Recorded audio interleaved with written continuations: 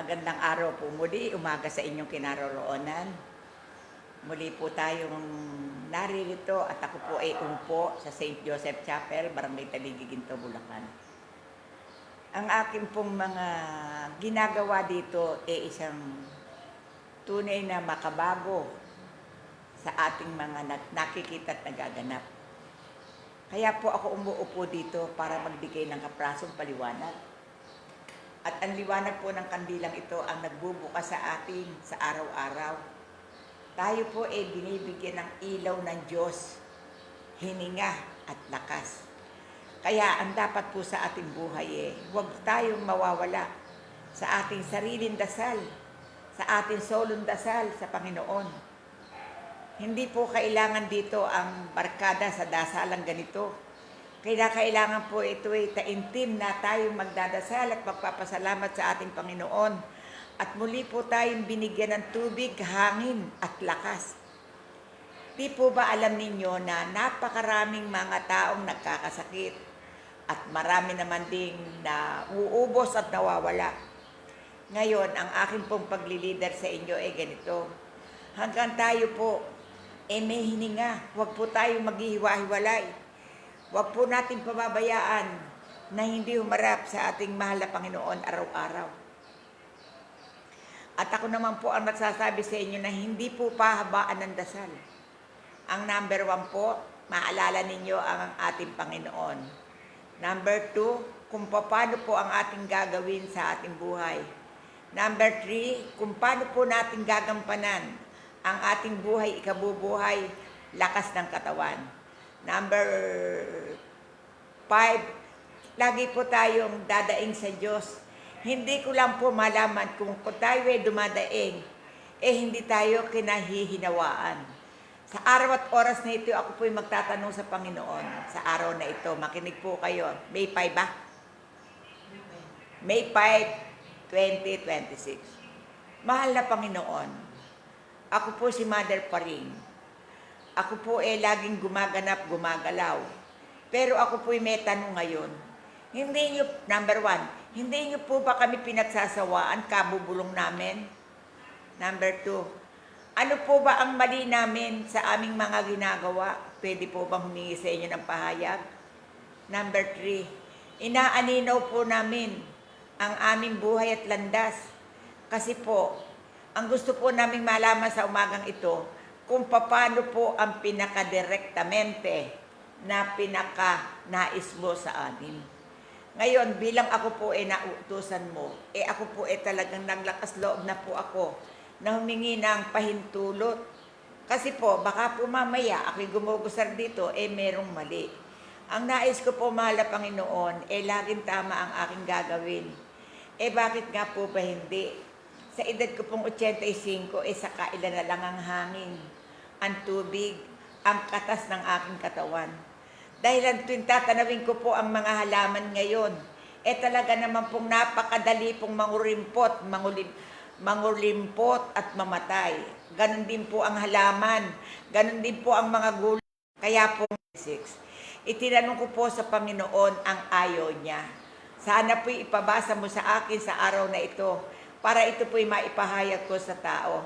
Kasi po, uulitin ko, kasi po, mahirap naman po yung tayo po'y nagdadasal. Hiling po tayo ng hiling sa ating Panginoon na tayo ay tulungan, tayo ay bigyan, puro po tayo paghingi. Ang tanong ko po ngayong umagang ito, mahal na Panginoon, hindi po ba kalalabisan ang sobrang hingi ng hingi? Hindi po ba kami makikiramdam na lang? Pwede po ba sa araw at oras na ito, bigyan mo naman po ako ng balita, ng mensahe, para sa tao, para po maintindihan nila. Hindi po yung gagawa ng kasalanan ngayon, bukas ay hihingi ng tawad. Gagawa na naman uli ng kasalanan ngayon, hihingi na naman uli ng tawad. Para po hindi tama iyon na paulit-ulit. Kaya po ang umagang ito, ako po'y umupo sa inyo para po makita ninyo na ang aking ginagampanan talaga pong isang lubusang pagpapaliwanag sa mga tao na ang tanong ko po, number 1, sa May 5, 2026. Hindi po ba masama ang bulong ng bulong at hiling ng hiling sa inyo?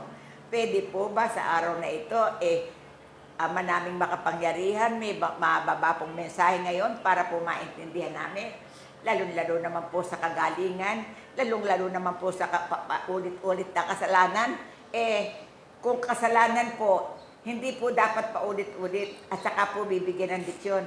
Kaya ako po tumayo ngayon at ako po tumatanaw sa inyong lahat na ang mahiwaga ko pong katanungan ngayon yung paulit-ulit naming mga hiling. Puro kami hiling po, puro po kami hiling. Wala naman po kaming maiganti sa inyo. Kaya po, sana sa umagang ito, mabasa ko ang mensahe ng mga nagpa-follow up sa akin. Sa akin pong pagsunod. Kasi ayoko rin po na ako sa edad kong rin magkamali. Ayoko rin po na sa edad kong rin ako husgahan. Sa edad ko po neti, ayoko rin makapagbigay pagkakasala. Sa edad ko pong ito gusto ko makatulong sa tao. Kaya nga po paulit-ulit na ako po nagsasalita sa inyo na yung makabubuti sa tao. Pero ang sasabihin ko lang po sa inyong number 1, sa panggagamot, napakahirap pagdunong-dunungan. Dahil itong pagdudunong-dunungan nyo, ito ang inyong ikabubwal. Kasi yung kasalanan nyo lang, hindi nyo kayang ipagliti sa Diyos. Magdudunong-dunungan pa kayo. Kaya kung kayo may nalalaman, itaimtin nyo sa isip nyo. Kung tama, makinig kayo. Kung mali, iwaksin nyo. Huwag niyong pulutin. Ngayon, kung makabubuti, itanuntun nyo ang pagsunod. Kaya po, sa umagang ito, babasa po ako ng mensahe ng Panginoon tungkol po sa tao. Magandang hapon po. Ako mga anak ay narito at kay akin tunay na pinakikinggan. Nagpahayag ako sa inyo para ninyo maintindihan. Ang sagot ko sa inyo, idilat nyo mga mata nyo, mga anak ko, ako'y nandito. Na huwag pa ulit-ulit ng kasalanan, double check nyo ito. Matapos na kayo ay aking sinabihan, mga anak, ako'y nandito. Sa mga sinasabi nyo, kayo'y aking pinakikinggan. Pero pag hindi naman tama ang inyong mga sinasabi, mga anak ko, hindi mangyayari at di ko kayo pakikinggan. Bibigyan ko kayo ng leksyon at sadya rin ding aral. Kaya ang masasabi ko sa inyo, mga anak ay ganito, something wrong, something lesson ang nagaganap sa tao. Kaya kung kayo man ay mga bulaksak, mga taong nakikinig sa akin, kapag kayo ay bulaksak, walang mangyayari sa buhay ninyo. Kasi binigyan ko na kayo ng biyaya, ipinang-ingarnasya pa ninyo. Kinakailangan ang pagsisino ang gagawin ninyo para ito ay magtagal, maayos, kapakipakinabang at maraming makikinabang na tao. Matapos na ito'y binasa ko, mga anak ay pakinggan. Sa tunay na liwanag, mga anak, kayo ay makiramdam. Kung kayo man, aking mga anak, ay nagdarasal, kayo pumunta sa tama, lumayo sa mali, at ito ang taluntinin ninyo ng buhay. Ibabalita ko rin sa inyo, aking mga anak, na kung may pasimula ay may wakas. Kaya kung ako ay naririto, ang tungkod ko'y kinumpas ko para anak sa mga tao, para ako ay pakinggan nyo, sundin nyo ang aral ko. Ako ang makikialam sa inyo, mga anak, pakinggan nyo. Kaya ang dasal ninyo puro pag-iingat. Klibi ng pagsasalita. Ang ibig sabihin ng klibi ng pagsasalita, dahan-dahan kayo ng pagsasalita. Huwag makapagsalita lang, huwag makapaghusga lang. Kaya iyan ang sinasabi ko sa inyo. Kung magkaminsan, kung sino ang nagmamali, malinisan, iyan ang nakalubog sa kasalanan. Matapos na kayo ay aking pinagmasdan. Ang bintana ko, mga anak, ay aking sadyang binuksan. Ang aking anak na sadyang larawan nakatungo sa mga tao para kayo ay bigyan ng aral. Ang ibig sabihin po ng ating mahal na Panginoon, ngayon ay kayo'y ginising. Kayo ay makiramdam.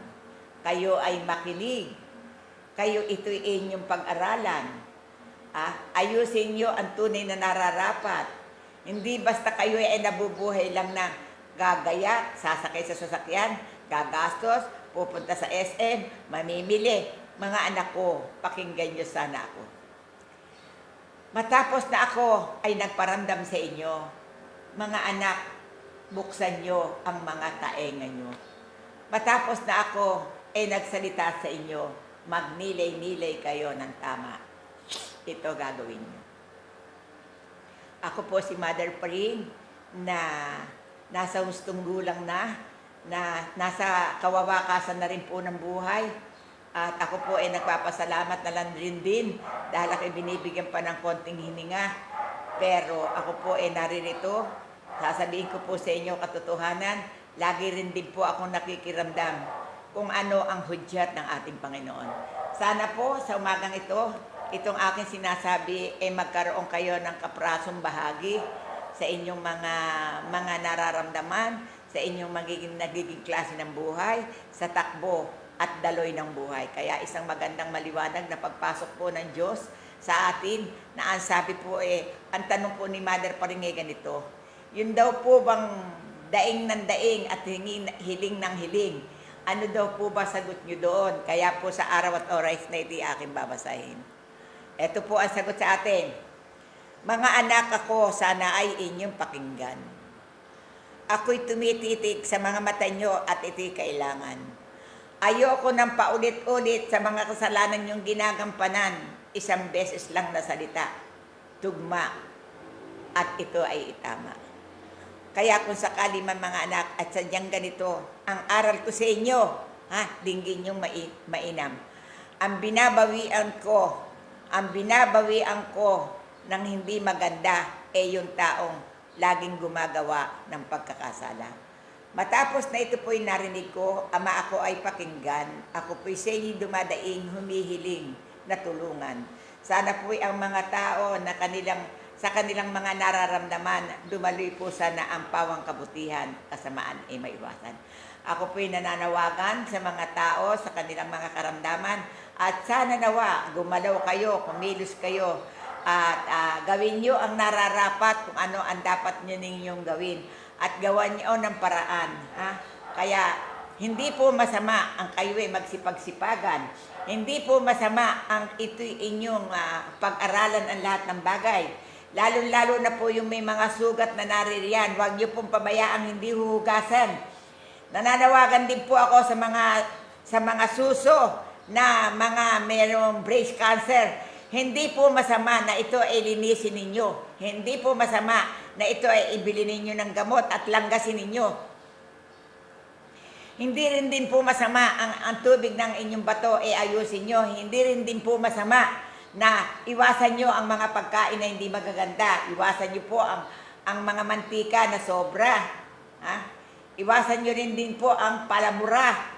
Kaya po kung sakali man, tayo po'y magdahan-dahan para kumonte ang ating kasalanan. Ano po at kay ganda ng aking sinabi, mga kapatid kong minamahal, ako po ay naririto na kung sakali man po na kayo ay may mga daing sa diabetes, sa dialysis, ayusin niyo po yan, ayusin niyo po na kayo uminom ng maraming tubig. Kung ano po yung inaakala ninyo na makasusuporta at makatutulong sa inyo, gagawin niyo po. Lalo na po yung hindi matae, kinakailangan po na iyan gamitan niyo po ng kayo po mismo ang gaganap na kayo po ay maglalangis. Hindi po kailangan nyo hingi sa kapitbahay, wala pong talab yan. Kinakailangan po na kayo mismo ang gagawa, magpakulo kayo ng dahong bayabas, isob nyo yung inyong mga lalamunang may plema, kayo po mismo. Kayo pong nakikinig, kayo po ang magpakasipag. Huwag po kayong umasa sa ibang tao. Ang umasa po kayo sa sarili ninyo. At ngayon ko rin po nalaman na kapag kayo nagdarasal, may talab to. Kung ang gagawa po ibang tao na hindi tama ang ginagawa, hala rin pong talab. Kaya ako po nasabi ito kung may dumadating pong tao dito pag po hindi maganda ang kaugalian, wala po akong kwibo. Pero pag po mahusay na tao, talaga naman pong napakasaya ko at napakasigla at napakaganda na estima. Matapos na kayo ay aking tinawagan, mga anak ako'y nandito na sa inyo laging nagsumisigaw, nagpapabuya ng mainam. Mother Pring ng Bulacan, lagi siyan sumisigaw sa ikabubuti at kayo ay may mapupulot na sa kanyang karunungan ang patnubay ng Ama na nasa langit ay may bigay kaloob sa St. Joseph Chapel, Barangay Tabi-Giginto, Bulacan. Kaya mga kapatid kong naririyan, kayo po wag po kayo magtamad-tamaran. Kinakailangan po kahit mahina ang kita, sige, sulungan laban. Talaga pong wala pong trabahong madali. Wala pong trabahong mabilis. Sa ngayon po, talaga pong ingatan po natin ang ating sarili, lalo-lalo na po sa mga pagkain natin. Ayusin po natin at lagi po tayong may yelo, may tuwalya, tubig na iinumin. At napodasal ko, sa ngalan ng Ama, ng Anak, ng Liwanag ng Espiritu Santo. Amen. Ama naming nasa langit, kami po inaririto, humihingi po kami na sana mabawasan po ang aming pag-iisip. Tulungan niyo po kami sa mga biyaya para po magampanan namin sa aming pamilya. At tulungan niyo rin po kami para po ang aming buhay ay magkaroon ng pagbabago. At kayo po ang aming inaasahan na sa magandang lugar kami mapupunta. At kami po ay naririto na kung kami po ay tutulungan ninyo, aayusin po namin lahat ang tunay at karapat-dapat sa kapaligiran. Hindi po namin pababayaan. Salamat po, magandang umaga po. Kumakaway po ako sa mga nagpapalo sa Facebook Mother Paring. Ito po ang mahiwaga akong dasal. Inang Birhen, ako po'y naririto, humingi ng awa at tulong. Ipinababalita ko rin po sa mga tao na kayo po naririyan na sumusubaybay sa amin. Mahal na Jesus, ikaw po ay naririyan, hindi po namin ikaw pinagsasawaan, bagkus po kami po ay yung tulungan, huwag mo po kaming pabayaan at lagi mo po kaming lulukuban. Mga kapatid kong minamahal, ito po ang aking banggit sa inyo. Kung sakali man po at ako po nagbigay at ako man po gumanap sa araw at oras na ito, May 5, 2026, ang tangi ko pong masasabi sa inyo, sana sa araw-araw, huwag niyo pong kalilimutan yung pakikiraan natin. Ganito po ang pakikiraan. Kami po'y nakikiraan sa lahat ng banal sa itaas kasi po pag kami pumunta riyan, kayo po ay naririyan. Kung kami po hindi marunong kumilala, hindi niyo rin po kami kikilalanin. Walang iniwan po sa ibon na tayo po dadapo at bibigyan din po tayo ng magandang pagkakataon ng ating Panginoon dahil kung nagkaroon po ng karanasan ng isang tao, lahat po tayo magdadaan dyan. Kaya ang akda po ng kamatayan iisa lang. Kaya po ang tangi kong masasabi, ang gawin na po natin ang tunay na dakilang pagmamahal sa ating mga magulang, sa ating mga dapat, pag-ukulan, at yun naman pong hindi karapat-dapat natin pansinin. Lalo kung makagugulsutlot ng buhay, ating po iwasan. Sige po, bumabati po ako ng magandang umaga sa inyong lahat. Babay na lang po, St. Joseph Chapel, Barangay Tabiginto. God bless po to everybody. Bye-bye.